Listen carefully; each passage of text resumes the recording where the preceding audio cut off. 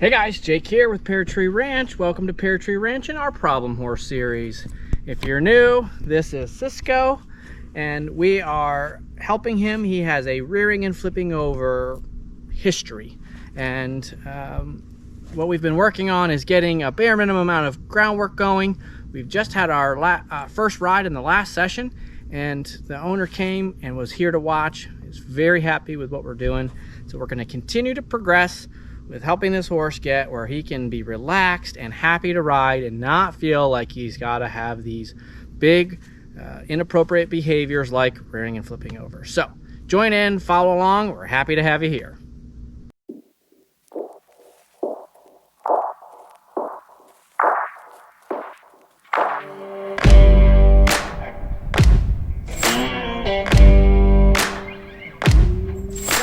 Get the nerve. That's why we're going to use the technique of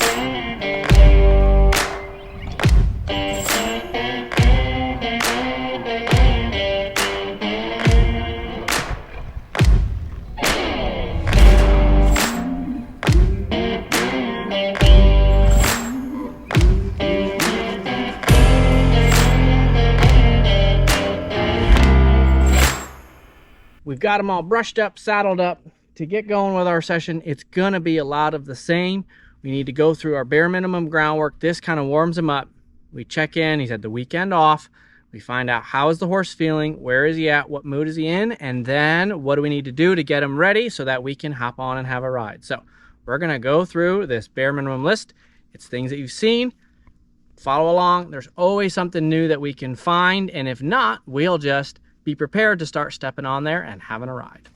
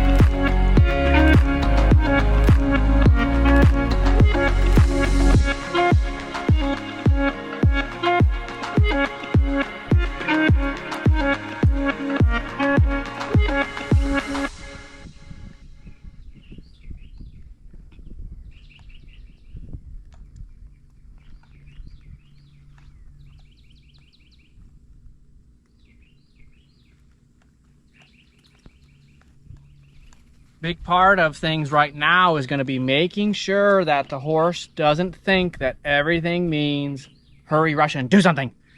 We need it to be relaxed and confident. So we wanted to keep things at the walk there, but I wanted to also be allowed to be busy. So working that flag as I went and had him going around there, and you'd see me at times put it in front of him, shake a little, saying, nobody said trot.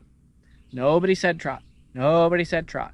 And when he got comfortable with that, he's licking and chewing, he would just relax that head and start to stretch out and realize he's doing just fine walking and not feeling rushed. So big part of when we do work on a circle is we got to be careful. Don't teach them to assume, rush off, and hurry. So that's a great start. We're going to come back to the circle and we'll do still trotting and cantering, but I want to be able to start on the circle and not have it mean rush and be hurried.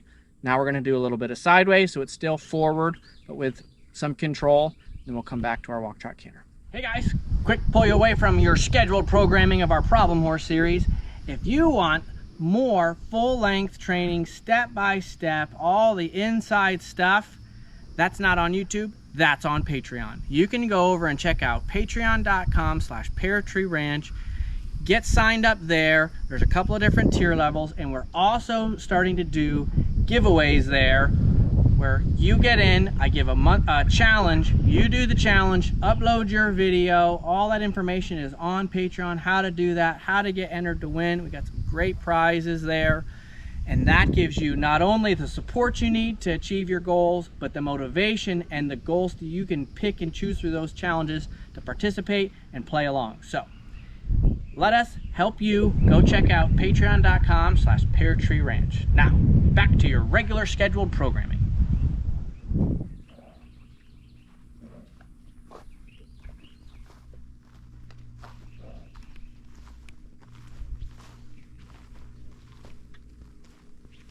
We've seen for a few sessions that this is quite easy for him now. He really understands what's expected. So today I'm going to start getting on the gas pedal a little bit and start flirting with the idea of getting a few steps of trot. We're just going to start by revving up this flag, moving into him to encourage him to hustle a little bit.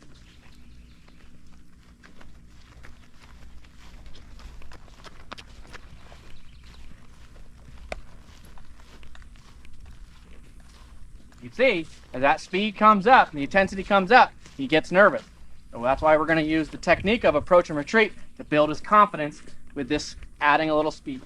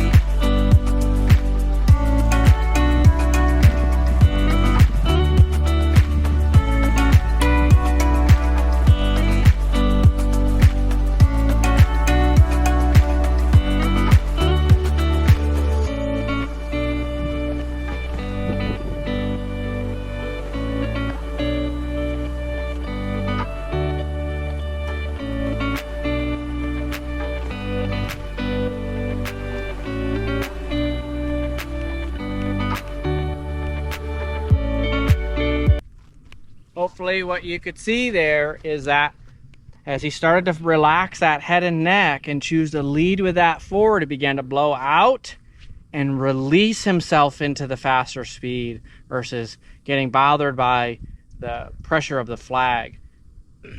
This is what we're really looking for. Anytime I put pressure on, I want to see that I can release the horse to my idea versus pressure until they do it. And so we had to do enough pressure that he'd start hunting for something, not just be bothered. And when we started to see that by how he was relaxing the head and neck, starting to tuck that chin, stretch forward, I basically released him to the trot, gave him room to go. And through that, you could tell he was getting relaxed into the transition by him blowing out, as well as what he was physically shaping his body to do. We'll get ready. We'll go the other way.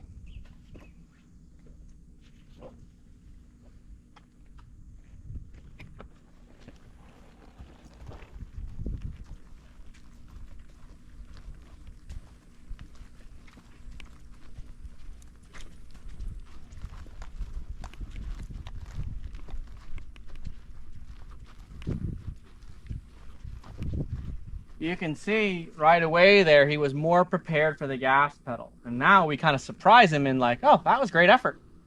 And back right off. It's not about getting him to trot. It's about challenging his commitment to the idea and his confidence under pressure, which is why we add some speed.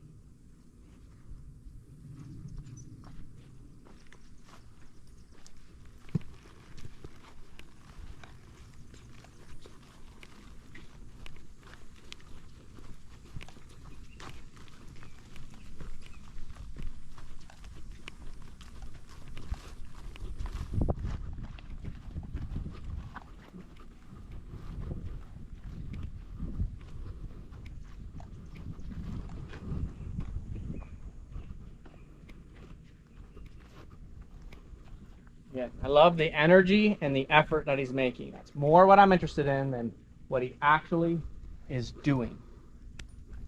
The energy and effort to do my ideas is more important than him actually achieving the goal.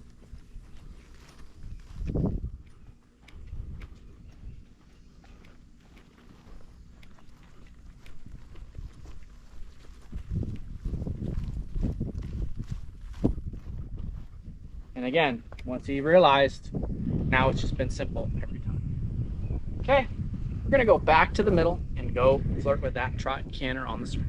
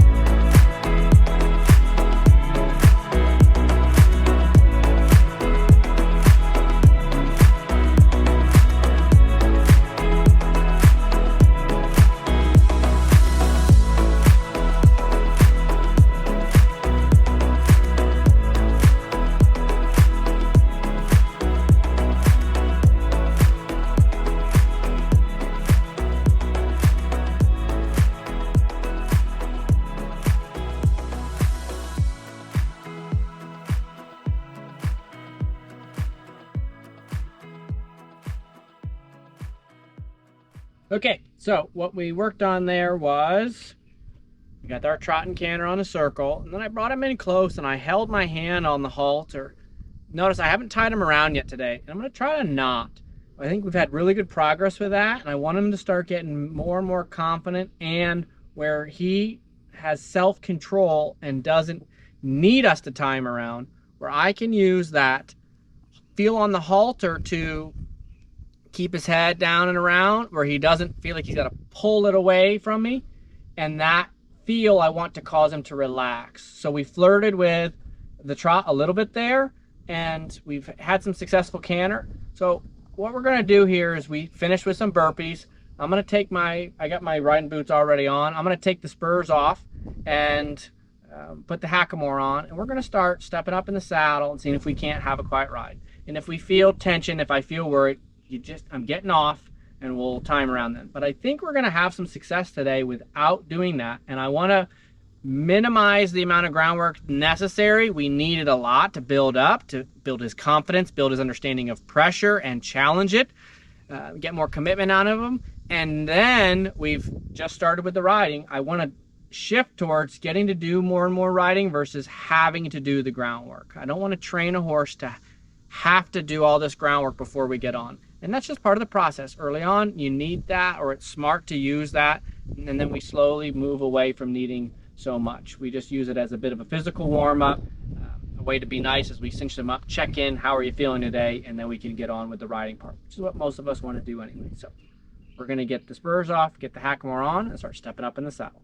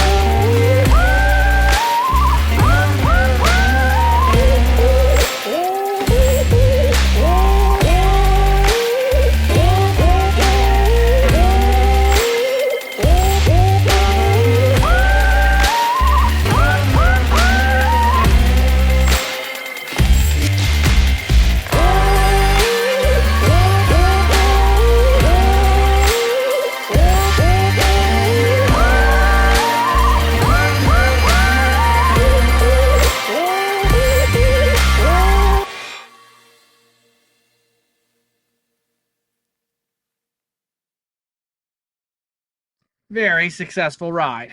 So, a lot of stretching, a lot of nose forward and down.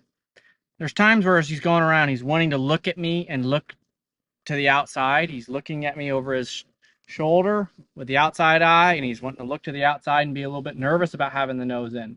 He could have just got spurred hard on the outside to turn in. He could have just got two legs. There's lots of things that could have happened to him. He could just be nervous and wanting to look back to the barn. There's all sorts of reasons. All that really matters is I don't want him to feel like he has to do that. And I want him to relax to the inside. It's going to help with his positive flexion. And so by continuing to just work that one rein on the inside, using that one leg to bump and push the air out of him and push him to the outside where he can bend in, or then you started hearing him blow out and relax, really give that head and neck, all the stuff we've worked on the ground to build up to, it just got easier and easier. And the trot came easy. I was able to basically release him softly to the trot, invite him a little bit, and then we finished with some backing. There was one moment in there where he did toss his head, and that was the beginning feeling of a little, I feel trapped.